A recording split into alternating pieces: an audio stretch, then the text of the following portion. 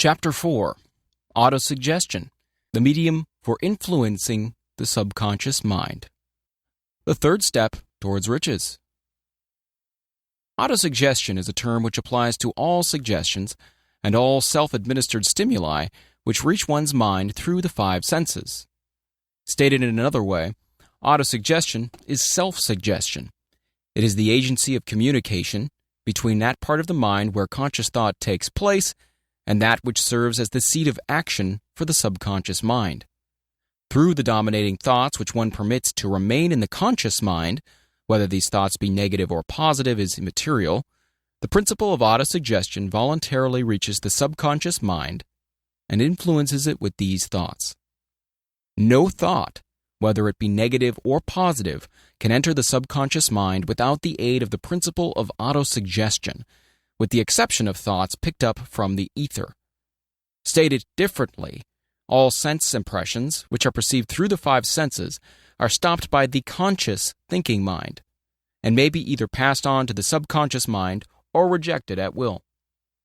The conscious faculty serves, therefore, as an outer guard to the approach of the subconscious.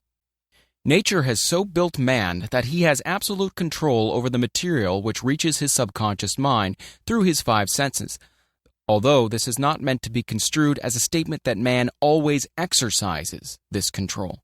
In the great majority of instances, he does not exercise it, which explains why so many people go through life in poverty. Recall what has been said about the subconscious mind resembling a fertile garden spot, in which weeds will grow in abundance if the seeds of more desirable crops are not sown therein. Autosuggestion is the agency of control through which an individual may voluntarily feed his subconscious mind on thoughts of a creative nature, or, by neglect, permit thoughts of a destructive nature to find their way into the rich garden of the mind. You were instructed in the last of the 6 steps described in the chapter on desire to read aloud twice daily the written statement of your desire for money, and to see and feel yourself already in possession of the money. By following these instructions, you communicate the object of your desire directly to your subconscious mind in a spirit of absolute faith. Through repetition of this procedure, you voluntarily create thought habits which are favorable to your efforts to transmute desire into its monetary equivalent. Go back to these 6 steps described in Chapter 2 and read them again very carefully before you proceed further. Then, when you come to it, read very carefully the 4 instructions for the organization of your master mind group, described in the chapter on organized planning. By comparing these 2 sets of instructions with that which has been stated on autosuggestion, you, of course, will see that the instructions involve the application of the principle of autosuggestion. Remember, therefore, when reading aloud the statement of your desire, through which you are endeavoring to develop a money consciousness, that the mere reading of the words is of no consequence, unless you mix emotion or feeling with your words. If you repeat 1,000,000 times the famous Emile Coué formula, day by day and every way I'm getting better and better, without mixing emotion and faith with your words, you will experience no desirable results. Your subconscious mind recognizes and acts upon only thoughts which have been well mixed with the emotion or feeling. This is a fact of such importance as to warrant repetition in practically every chapter, because the lack of understanding of this is the main reason the majority of people who try to apply the principle of autosuggestion get no desirable results. Plain, unemotional words do not influence the subconscious mind. You will get no appreciable results until you learn to reach your subconscious mind with thoughts or spoken words which have been well emblazoned with belief. Do not be discouraged if you cannot control and direct your emotions the first time you try to do so. Remember, there is no such possibility as something for nothing. Ability to reach and influence your subconscious mind has its price, and you must pay that price.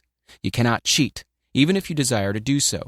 The price of ability to influence your subconscious mind is everlasting persistence in applying the principles described here. You cannot develop the desired ability for a lower price. You and you alone must decide whether or not the reward for which you are striving, the money consciousness, is worth the price you must pay for it in effort. Wisdom and cleverness alone will not attract and retain money except in very rare instances where the law of averages favors the attraction of money through these sources. The method of attracting money described here does not depend upon the law of averages.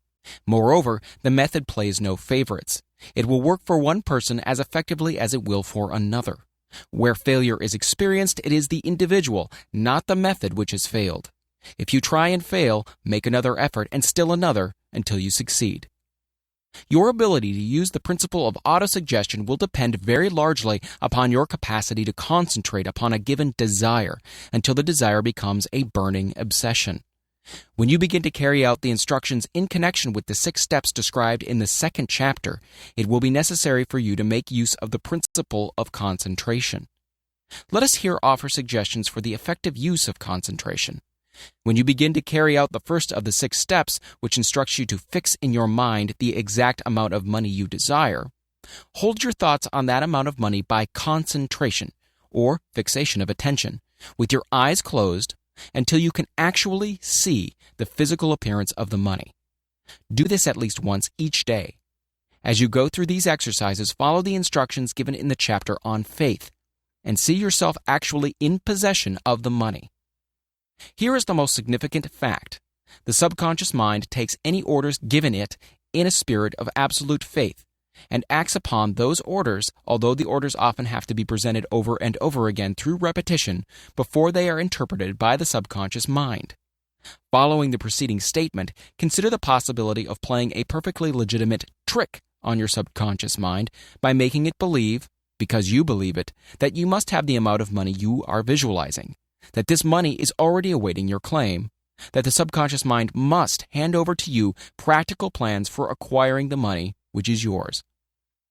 Hand over the thought suggested in the preceding paragraph to your imagination and see what your imagination can or will do to create practical plans for the accumulation of money through transmutation of your desire. Do not wait for a definite plan through which you intend to exchange services or merchandise in return for the money you are visualizing, but begin at once to see yourself in possession of the money, demanding and expecting, meanwhile, that your subconscious mind will hand over the plan or plans you need.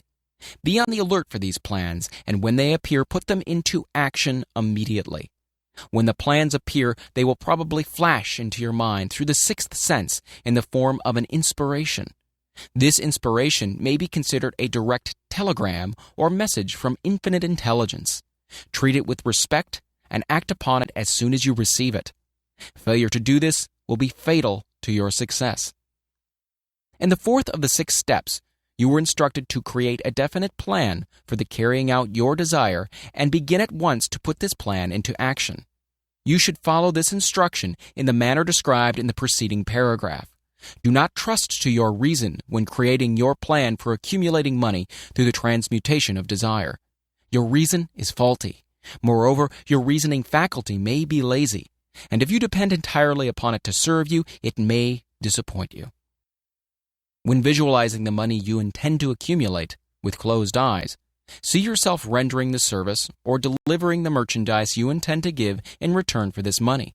This is important. Summary of instructions. The fact that you are reading this book is an indication that you earnestly seek knowledge. It is also an indication that you are a student of this subject. If you are only a student, there is a chance that you may learn much that you did not know, but you will learn only by assuming an attitude of humility. If you choose to follow some of the instructions, but neglect or refuse to follow others, you will fail. To get satisfactory results, you must follow all instructions in a spirit of faith. The instructions given in connection with the 6 steps in the 2nd chapter will now be summarized and blended with principles covered by this chapter as follows. First, go into some quiet spot, preferably in bed at night, where you will not be disturbed or interrupted. Close your eyes and repeat aloud, so you may hear your own words, the written statement of the amount of money you intend to accumulate, the time limit for its accumulation, and a description of the service or merchandise you intend to give in return for the money. As you carry out these instructions, see yourself already in possession of the money. For example, suppose that you intend to accumulate $50,000 by the 1st of January 5 years hence, that you intend to give personal service in return for the money in the capacity of a salesman. Your written statement of your purpose should be similar to the following. By the 1st day of January, such and such year, I will have in my possession $50,000, which will come to me in various amounts from time to time during the interim. In return for this money, I will give the most efficient service of what I am capable, rendering the fullest possible quantity and the best possible quality of service in the capacity of salesman of describe the service or merchandise you intend to sell. I believe that I will have this money in my possession. My faith is so strong that I can now see this money before my eyes. I can touch it with my hands. It is now awaiting transfer to me at the time and in the proportion that I deliver the service I intend to render in return for it. I am awaiting a plan by which to accumulate this money, and I will follow that plan when it is received.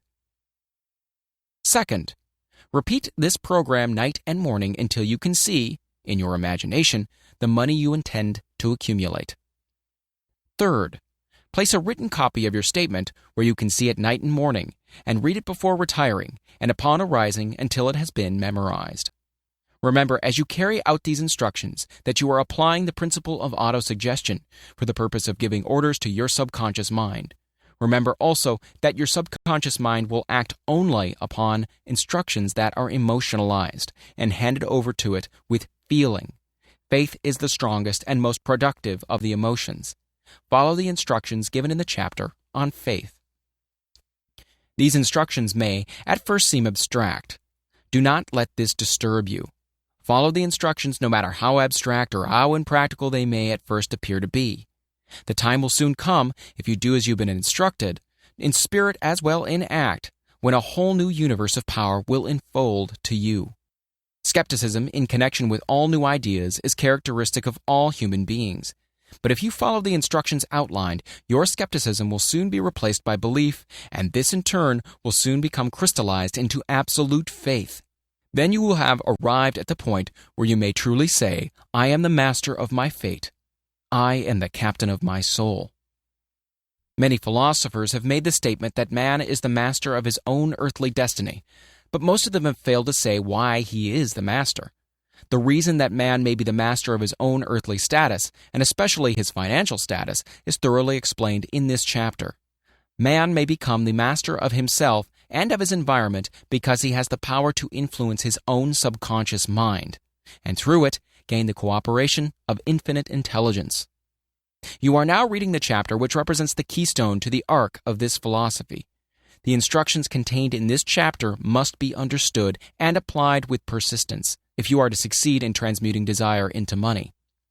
The actual performance of transmuting desire into money involves the use of autosuggestion as an agency by which one may reach and influence the subconscious mind. The other principles are simply tools with which to apply autosuggestion. Keep this thought in mind, and you will at all times be conscious of the important part the principle of autosuggestion is to play in your efforts to accumulate money through the methods described in this book. Carry out these instructions as though you were a small child. Inject into your efforts something of the faith of a child. The author has been most careful to see that no impractical instructions were included because of his sincere desire to be helpful. After you have read the entire book, come back to this chapter and follow in spirit and in action this instruction. Read the entire chapter aloud once every night until you become thoroughly convinced that the principle of autosuggestion is sound, that it will accomplish for you all that has been claimed for it. As you read, underscore with a pencil every sentence which impresses you favorably. Follow the foregoing instruction to the letter, and it will open the way for complete understanding and mastery of the principles of success.